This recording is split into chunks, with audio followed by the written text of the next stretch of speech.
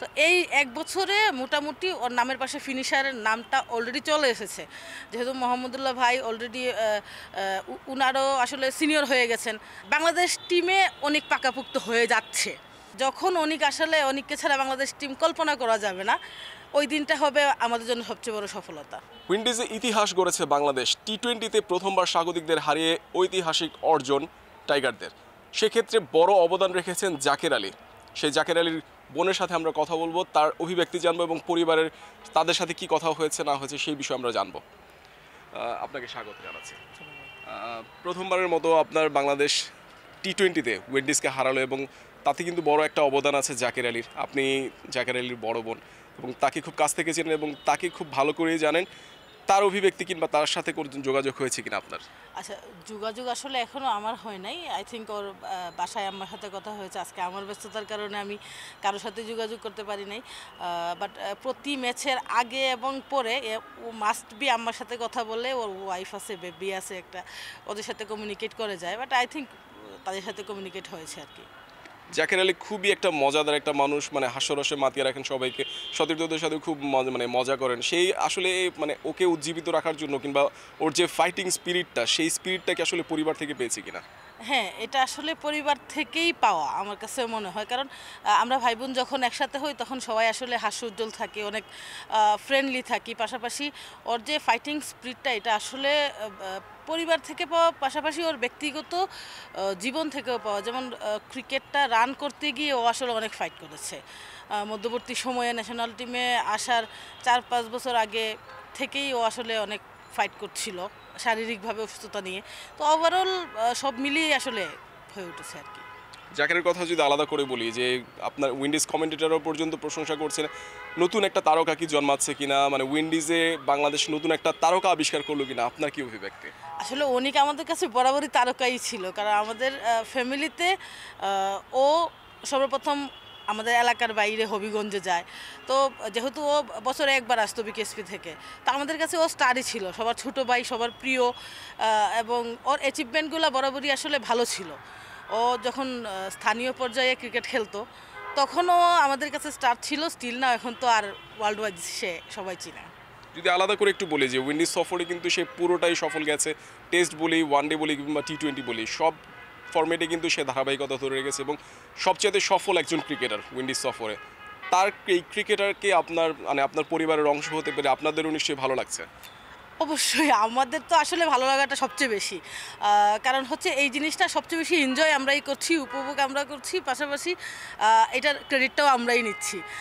যদিও আসলে ওভারঅল অনেকের ক্রিকেটার হয়ে ওঠার ক্ষেত্রে অনেক অবদান, অনেকেরই অবদান। শুধুমাত্র যে ফ্যামিলি থেকে আমরা সাপোর্ট যে এই বিষয়টা তা না, বিকেএসপির একটা বড় অংশ আছে অনেকের লাইফে, অনেকের ক্রিকেট কেরিয়ার গড়ার ক্ষেত্রে বিকেএসপি একটা বড় ভূমিকা পালন করেছে। কারণ আমরা যদি একটা পরিবার হয়ে থাকতাম, বিকেএসপি অনেকের সেকেন্ড পরিবার ছিল। দেন বিকেএসপি থেকে ব্যাক করার পরে ও লিগ ক্রিকেট খেলতে শুরু করলো। তখন স্থানীয় যারা কোচ আছেন ঢাকার, বেশ কয়েকজন কোচের সান্নিধ্যে ও কাজ করেছে। প্রাইম দলস্য থেকেও শুরু করেছিল, এখন লাস্ট ইয়া পর্যন্ত গাজীতেও খেলছে, আবাহনীতে লাস্ট খেললো। তো ওভারঅল সব মিলিয়ে প্রত্যেকটা টিমেই কিন্তু বিভিন্ন কোচের সান্নিধ্যে গেছে। একদম ছোটো থেকে যদি আমি মনে করি, তাইলে আসলে তাদের সবার কন্ট্রিবিউশন সমান এবং সবার কন্ট্রিবিউশনের কারণে আসলে আজকের অনেক। আরেকটি বিষয় সেটা যদি বলি যে সালাউদ্দিন স্যার, যার কথা বারবারই উঠে আসে, এবং যদি আলাদা করে বলি যে জাকের আলীকে চেনার জন্য কিন্তু মানে সালাউদ্দিন স্যার কিন্তু একটা বড় ভূমিকা রেখেছেন এবং বিপিএল থেকে কিন্তু তাকে আলাদা করে চেনানো হয়েছে এবং তার কথা কিন্তু পরবর্তীতে আলোচনা এসেছিল এবং জাতীয় দলে কিন্তু জাকের আলী সুযোগ পেয়েছে এবং ধারাবাহিক পারফর্ম করছে এবং সেই সালাউদ্দিন স্যারও কিন্তু এখন জাতীয় দলে। এই দুজনের কেমিস্ট্রি কিন্তু বাংলাদেশের জন্য একটু বাড়তি মাত্রা যোগ করলো কিনা? হ্যাঁ, আমার কাছে তাই মনে হয়। আসলে সালাউদ্দিন স্যারের সাথে অনেক, পাশাপাশি অন্যান্য ক্রিকেটারদের যে আসলে কেমিস্ট্রিটা, এটা অনেক ভালো। আপনি যদি খেলার বাইরে মাঠে দেখেন যে স্যারের সাথে তাদের অনেক বন্ধুত্বপূর্ণ সম্পর্ক, মানে মনে হয় না যে স্যার আর স্টুডেন্ট, মনে হয় যে সবাই ফ্রেন্ড। তাদের আসলে অভিব্যক্তিটাই এরকম এবং আমার কাছে মনে হয় এটা অনেকের জন্য যেমন ভালো, ওভারঅল বাংলাদেশ টিমের জন্য অনেক পজিটিভ একটা ভাইব এটা। এবং এটা কন্টিনিউ দেশীয় কোচের কাছে ক্ষেত্রে আসলে এই জিনিসটাই আসলে পজিটিভ, যে দেশীয় কোচ থাকলে প্লেয়াররা তাদের আসলে মনের সব মানে ইয়াটা বলতে পারে, সমস্যা বলতে পারে। পাশাপাশি যেহেতু সালাউদ্দিন স্যার বাংলাদেশ ক্রিকেটের প্রতিটা প্লেয়ারকে আসলে একদম আপ টু বটম চিনেন, সো স্যারকে বলতে হবে না যে আমার এটা সমস্যা, স্যার বলে দেবে তোর এটা সমস্যা, তুই এটা ঠিক কর। সো এই ক্ষেত্রে আমার মনে হয় হ্যাঁ, সালাউদ্দিন স্যারের সাথে আমি বলবো যে বাংলাদেশ টিমের কেমিস্ট্রিটা অনেক ভালো হবে। সবচেয়ে শেষ প্রশ্ন, সেটা হচ্ছে যে আপনার জাকের আলী অনেকের কথা যদি বলি, নতুন একটা তারকার আগমন হতে যাচ্ছে, সবাই এখন ক্রিকেট বিশ্বে খুবই আলোচিত একটা নাম জাকের আলী আলাদা করে চিনতে শুরু করেছে। এই নামটা কিংবা এই ধারাবাহিকতার চাপ কিংবা প্রত্যাশার চাপ সে ধরে রাখতে পারবে কিনা, এবং পরবর্তীতে তাকে আপনারা কোন পর্যায়ে দেখতে চান?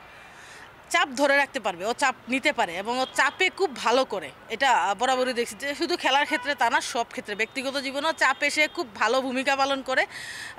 এবং আমার কাছে মনে হয় যেটা ওর মাইন্ডসেটটা অনেক ভালো, যে কারণে ও যদি চিন্তা করে যে আমি এটা করব, ও এটা করে নিবে, এটা সে ডানবাম চিন্তা করবে না।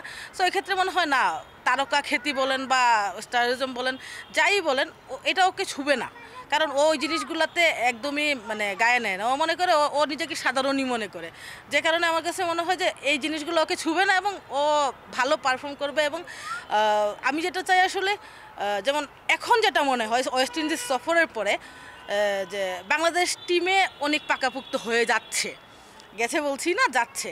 এবং আমি চাবো যে যখন অনিককে ছাড়া বাংলাদেশ টিম কল্পনা করা যাবে না, ওই দিনটা হবে আমাদের জন্য সবচেয়ে বড় সফলতা। আর একটু যোগ করি, সেটা হচ্ছে যে মাহমুদুল্লাহ রিয়াদ, যাকে ফিনিশার হিসেবে সবাই এতদিন পর্যন্ত চিনে আসতো, সেই জায়গাটা কি জাকের আলী অনেক নিতে যাচ্ছে কিনা? এবং পরবর্তীতে আমরাও যেটা বলি যে ফিনিশিং রোলে কিন্তু জাকের আলী অনেক নিজেকে প্রমাণ করেছে। আপনি যেমনটা বললেন যে জায়গা পাকা করার বিষয়টা, সেই জায়গাটা আসলে অনেকটা এগিয়ে গেছে কিনা? হ্যাঁ, আমি যদি বলি ওর মানে ন্যাশনাল টিমের কেরিয়ার মাত্র 1 বছর, তো এই 1 বছরে মোটামুটি ওর নামের পাশে ফিনিশারের নামটা অলরেডি চলে এসেছে। যেহেতু মোহাম্মদুল্লাহ ভাই অলরেডি উনারও আসলে সিনিয়র হয়ে গেছেন, আস্তে আস্তে জুনিয়রদের ডাক পড়বে, জায়গাটা মানে ফিল আপ করার একটা বিষয় আছে অলরেডি। যেহেতু এই 1 বছরের ভিতরে এই কয়েকটা ম্যাচ খেলেই ওর নামের পাশ এই ফিনিশিং বা মিস্টার ফিনিশার হিসেবে তার পদবিটা যোগ হয়েছে। আশা করি সেইটা সুন্দরভাবে করবে এবং আমাদের সবার আশাটা পূরণ করবে। দর্শক, কথা বলছিলাম শাকিলা ববি, জাকের আলী অনেকের বোন, এবং তাকে যে খুব কাছ থেকে দেখেছেন এবং ছোট থেকে বড় হওয়ার গল্পটা তিনি খুব ভালো করে জেনেছেন এবং জানিয়েছেন আমাদেরকে কিভাবে ক্রিকেটার অনেক এখন বাংলাদেশ বিশ্ব ক্রিকেটের এবং সর্বমহলে আলোচিত যে নামটা আলোচনা হচ্ছে, সেই ক্রিকেটার জাকের আলী অনেকের উঠে আসার গল্প এবং তার ফাইটিং স্পিরিটের গল্প আমাদের জানালেন। Mohammad Nazim, independent news, Sylhet.